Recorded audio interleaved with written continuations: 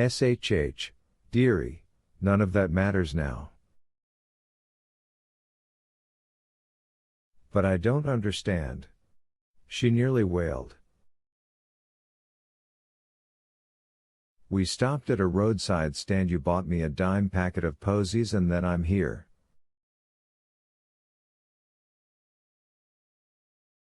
It's dark. Have you had your supper, Hal? Why am I in the guest room? Did I have the X-ray? Her eyes moved across Harry almost without seeing him. That was shock, I imagine, and fixed on me.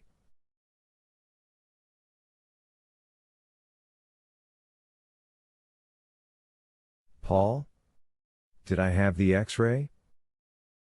Yes, I said. It was clear. They didn't find a tumor? No, I said. They say the headaches will likely stop now.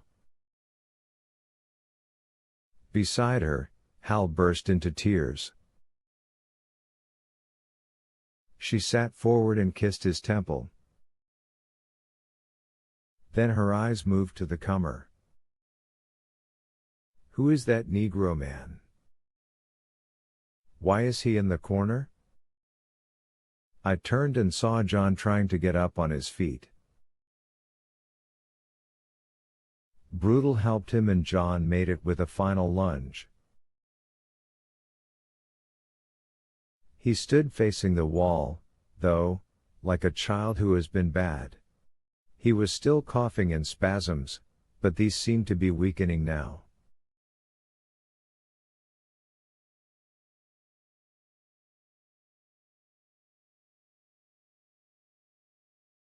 John, I said. Turn around, big boy, and see this lady. He slowly turned. His face was still the color of ashes, and he looked 10 years older, like a once powerful man at last losing a long battle with consumption.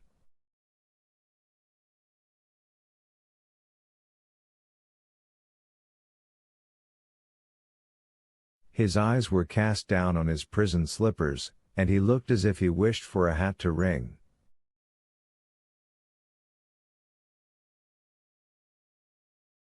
Who are you? She asked again. What's your name? John Coffey, ma'am, he said, to which she immediately replied.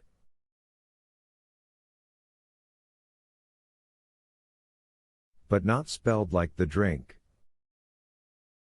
Hal started beside her. She felt it, and patted his hand reassuringly without taking her eyes from the black man.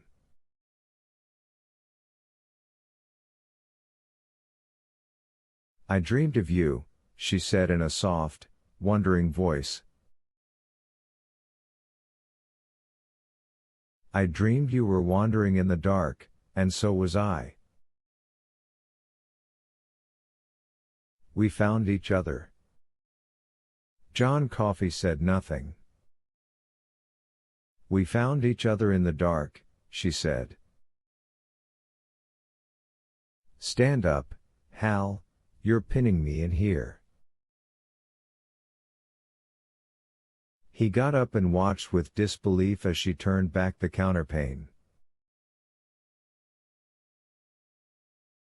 Melly, you can't. Don't be silly, she said, and swung her legs out.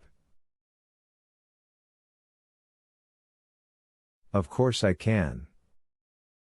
She smoothed her nightgown, stretched, then got to her feet. My God, Hal whispered.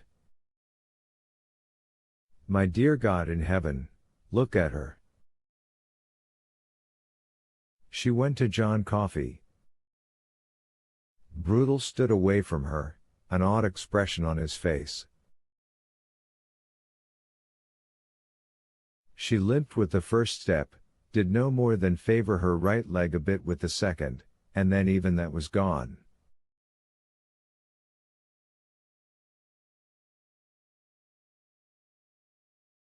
I remembered Brutal handing the colored spool to Delacroix and saying,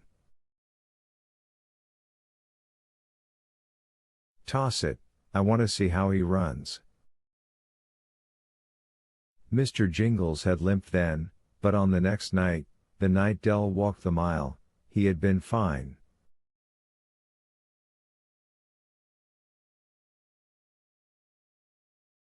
Melly put her arms around John and hugged him. Coffee stood there for a moment, letting himself be hugged, and then he raised one hand and stroked the top of her head. This he did with infinite gentleness.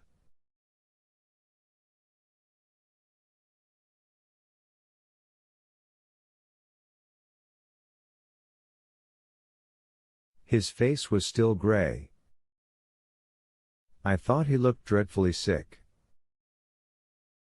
She stood away from him, her face turned up to his. "Thank you. Right welcome, ma'am."